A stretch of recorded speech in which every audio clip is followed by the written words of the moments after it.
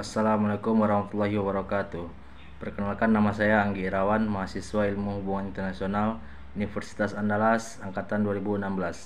Pada kesempatan kali ini saya akan mempresentasikan hasil penelitian saya yang berjudul Kebijakan Rusia menganeksasi Crimea pada tahun 2014 sebagai respon ekspansi NATO. Latar belakang. Pada tanggal 28 Februari sampai 2 Maret 2014 terjadi perebutan kekuasaan wilayah Crimea oleh Rusia. Kekuatan militer Rusia menyerbu jalan utama, gedung pemerintahan, menutup akses transportasi bandara, serta jaringan komunikasi di Crimea. Presiden Ukraina pada saat itu, Viktor Yanukovych yang pro-Rusia, dilengsarkan sebagai Presiden Ukraina dan digantikan sementara oleh Alexander Turchinov yang notabene pro pada Barat. Keinginan Ukraina bergabung dengan NATO sangat gencar-gencarnya pada saat itu. Sementara itu, NATO juga menginginkan Ukraina menjadi anggotanya. Melalui Crimea, Rusia menciptakan hambatan terhadap Ukraina untuk bergabung dengan keanggotaan NATO. Sebab salah satu syarat bergabungnya anggota adalah dengan tidak adanya konflik di negara tersebut. Rusia yang menerima sanksi dari dunia barat seperti Amerika Serikat, Uni Eropa, dan NATO tetap melakukan aneksasi Crimea walaupun Rusia berada dalam tekanan dan kecaman serta sanksi dari dunia internasional. Selanjutnya, rumusan masalah. Aneksasi Crimea berawal dari ekspansi NATO yang ingin memperluas pengaruhnya di Eropa Timur. Sebaliknya, Ukraina pun memiliki kepentingan dalam upaya menjalin kerjasama dengan negara-negara anggota NATO. Hal inilah yang menjadi awal dari aneksasi Crimea yang dilakukan oleh Rusia untuk merespon ekspansi NATO. Di sisi lain, Rusia merasa terancam karena Rusia memiliki wilayah yang berbatasan langsung dengan Ukraina. Mengacu pada rumusan masalah di atas, penulis menarik pertanyaan penelitian, yaitu apa kepentingan Rusia dalam aneksasi Crimea pada tahun 2014. Selanjutnya, kerangka konseptual. Dalam penelitian ini, penulis memakai kerangka konsep kepentingan nasional. Menurut Donald E. Nuchterel, mengkategorikan kepentingan nasional menjadi beberapa aspek. Yang pertama, kepentingan pertahanan nasional. Yang kedua, kepentingan ekonomi. Yang ketiga, kepentingan tatanan dunia. Keempat, kepentingan ideologi. Berdasarkan indikator di atas, penulis akan menganalisis kepentingan Rusia dalam aneksasi Crimea pada tahun 2014. Bab 2. NATO sebagai ancaman Rusia. Yang pertama, sejarah. NATO adalah Fakta Pertahanan Atlantik Utara yang didirikan pada tahun 1949 di Washington DC, Amerika Serikat, dan memiliki kantor pusat di Brussels, Belgia. NATO awalnya berdirikan untuk mengurangi pengaruh komunisme dari Uni Soviet yang sudah memasuki sebagian wilayah Eropa. Organisasi ini terdiri dari 30 negara anggota yang bergabung, seperti Amerika Serikat, Inggris, Jerman, Kanada, dan beberapa negara Eropa lainnya. Subbab 2.2. Ekspansi NATO ke wilayah Eropa Timur. Pergerakan NATO pertama kali di Eropa Timur terjadi pada saat pecahnya Perang Yugoslavia atau Perang Balkan di Bosnia Herzegovina pada tahun 1995. Peran NATO di dalam konflik Yugoslavia mulai terlihat dalam operasi laut, kemudian berkembang ke udara, dan berakhir pada operasi militer darat pada tahun 1996 dengan menurunkan pasukan perdamaian atau disebut Implementation Force atau IFOR yang dipimpin oleh NATO. Subbab 2.3. Ekspansi NATO sebagai ancaman eksternal Rusia. Ekspansi NATO telah menjadi ancaman tersendiri bagi pemerintah Rusia. Hal ini berkaitan dengan ingin bergabungannya Ukraina sebagai anggota resmi aliansi Fakta Pertahanan tersebut. Bab 3. Aneksasi Crimea oleh Rusia pada tahun 2014. Sebab pertama, awal mula aneksasi Crimea oleh Rusia pada tahun 2014. Presiden Ukraina saat itu, Viktor Yanukovych, menjadi alat oleh Rusia untuk mempengaruhi kebijakan yang akan diambil oleh pemerintah Ukraina. Munculnya gerakan Euromaidan merupakan awal terjadinya konflik di Ukraina. Gerakan ini menuntut Yanukovych mundur agar kerjasama dengan negara-negara Uni Eropa tetap berlanjut tanpa adanya intervensi dari Rusia. Pada tanggal 22 Februari 2014, Presiden Rusia Vladimir Putin menurunkan pasukan militer Rusia untuk menganeksasi Crimea dan menjadikan Crimea sebagai wilayah federal Rusia. Berdasarkan hasil referendum pada 16 Maret 2014. Dengan hasil 97% warga Crimea memilih bergabung dengan Rusia. Ekspansi NATO ke Ukraina menjadi ancaman tersendiri bagi Rusia karena wilayah Ukraina yang berbatasan langsung dengan Rusia.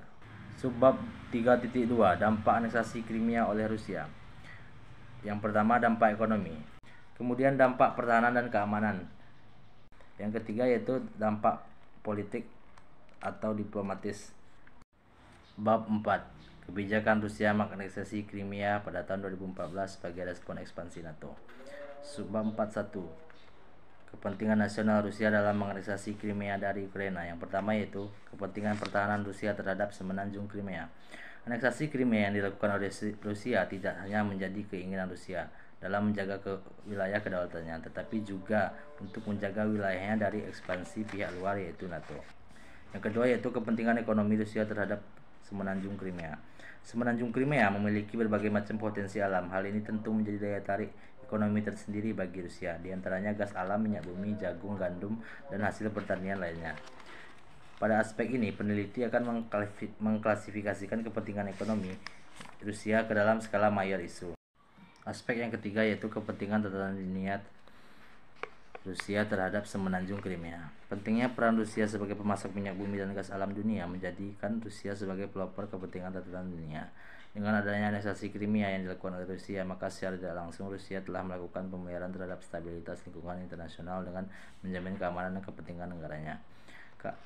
Rusia juga menjaga stabilitas gas alam dan minyak bumi.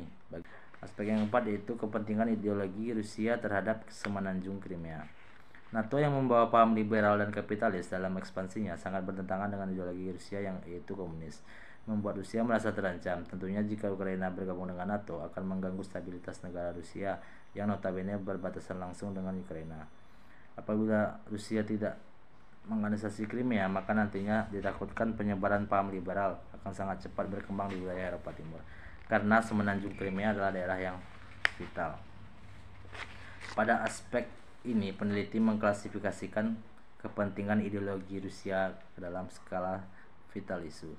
Karena dalam indikator Vitalisus dijelaskan bahwasanya segala sesuatu yang mengancam politik dan ekonomi suatu negara walaupun ancaman tersebut belum terjadi, sehingga nantinya suatu negara dapat bernegosiasi dan meminta bantuan kepada negara lain untuk menyelesaikan masalah. Melihat ekspansi yang dilakukan oleh NATO terhadap negara-negara Eropa Timur secara tidak langsung memberikan ancaman bagi Rusia. Ekspansi yang dilakukan oleh NATO dengan menggunakan paham liberal sangat bertentangan dengan yang dianut oleh kebanyakan negara-negara di Eropa Timur yaitu paham komunis.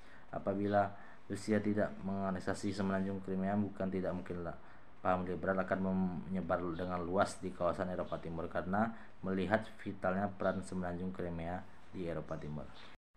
Subbab 4.2 Tingkatan intensitas kepentingan nasional Rusia dalam menganeksasi Crimea dari Ukraina.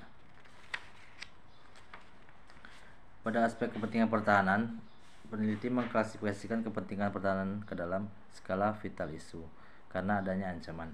Ancaman yang dimaksud adalah ancaman dari militer negara-negara tersebut dan negara yang menyebarkan ideologi seperti yang dilakukan dalam ekspansi NATO ke Eropa Timur.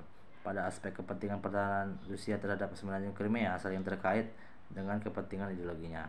Pada saat Uni Soviet dibubarkan pada tahun 1991, negara-negara bekas Uni Soviet khususnya di Eropa Timur dalam keadaan sangat rentan terhadap pengaruh dari luar.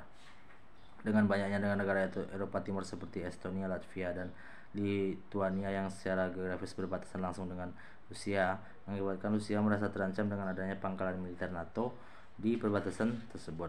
Hal inilah yang mengusik kedaulatan Rusia dengan adanya ekspansi NATO, yang secara otomatis mengganggu kedaulatan Rusia. Ukraina yang sebelumnya bersifat netral juga mengutarakan keinginannya untuk bergabung dengan NATO pada tahun 2014. Karena itulah Rusia melakukan aneksasi terhadap semenanjung Crimea, yang notabene merupakan bagian dari wilayah Ukraina. Pada kepentingan ekonomi, peneliti akan mengklasifikasikan ekonomi Rusia ke dalam mayor isu. Dengan adanya saluran pipa gas yang melintasi Ukraina, termasuk yang melalui semenanjung Crimea, menjadi keuntungan sendiri bagi Rusia yang telah menganeksasi Crimea. Karena dengan adanya saluran tersebut, Rusia dapat mengekspor minyak bumi dan gas alam mereka ke negara lain seperti negara-negara Asia dan sebagian wilayah Eropa. Tentu hal ini merupakan kepentingan ekonomi yang berjumlah besar dan sangat menguntungkan bagi Rusia, karena Rusia merupakan salah satu pengekspor minyak bumi dan gas alam terbesar di dunia. Tidak hanya minyak bumi dan gas alam, Crimea juga kaya akan sumber daya mineral seperti bebatuan, batu bara, biji besi, mangan, biji merkuri, sulfur, bauksit, tanah liat, bentonit, batu kapur, dan deposit. Hal ini yang menjadi alasan kepentingan ekonomi Rusia terhadap Crimea masuk dalam skala mayor isu. Pada aspek kepentingan tatanan dunia, Rusia terhadap semenanjung Crimea mengklasifikasikan dalam mayor isu. Status Rusia sebagai salah satu pengekspor minyak dunia dan gas alam terbesar di dunia menjadikan pentingnya peran Rusia dalam menjaga kestabilan pasokan minyak dan gas alam seluruh dunia. Dengan menjaga kestabilan harga minyak dunia tersebut, Rusia berperan agar tidak terjadi krisis yang meluas dalam peredaran minyak bumi dan gas alam yang tentunya menjadi perhatian khusus dunia internasional. Persebaran minyak bumi dan gas alam yang merata menjadi faktor kunci kestabilan harga tersebut, sehingga negara-negara berkembang dapat memiliki pasokan minyak bumi dan gas alam yang tercukupi seperti negara maju. Pada aspek kepentingan ideologi Rusia terhadap semenanjung Crimea, peneliti mengklasifikasikan ke dalam vital issue. Berkaca pada ekspansi yang dilakukan oleh NATO terhadap negara-negara Eropa Timur yang tidak langsung memberikan ancaman bagi Rusia. Ekspansi yang dilakukan NATO dengan paham liberal sangat bertolak belakang dengan paham yang dianut oleh kebanyakan negara-negara Eropa Timur, yaitu paham komunis. Maka dari itu, semenanjung Crimea menjadi target Rusia untuk dianeksasi, karena Rusia tidak menginginkan terjadi penyebar luasan paham liberal di kawasan Eropa Timur, karena melihat pentingnya peran vital dari semenanjung Crimea di Eropa Timur. Bab 5 penutup. Yang pertama, kesimpulan. Dengan melihat keseriusan Rusia dalam menganeksasi semenanjung Crimea, peneliti melihat adanya kepentingan yang ingin dicapai oleh Rusia terhadap semenanjung Crimea yang dijelaskan menggunakan kerangka konseptual kepentingan nasional oleh Donald E. Nutter. Pada kerangka konsep kepentingan nasional tersebut itu terbagi dalam 4 indikator atau aspek yang telah dijelaskan oleh peneliti, yaitu kepentingan pertahanan Rusia terhadap Crimea yang masuk kepada vital issue, kemudian kepentingan ekonomi Rusia terhadap Crimea yang masuk kepada mayor issue, kemudian kepentingan tatanan dunia Rusia terhadap Crimea yang masuk kepada mayor issue, dan yang terakhir yaitu kepentingan ideologi Rusia terhadap Crimea yang masuk kepada vital issue. Hal inilah yang menjadi alasan Rusia untuk menganeksasi Crimea, melihat ekspansi yang dilakukan oleh NATO terhadap negara Eropa Timur secara tidak langsung memberikan ancaman bagi Rusia di masa depan.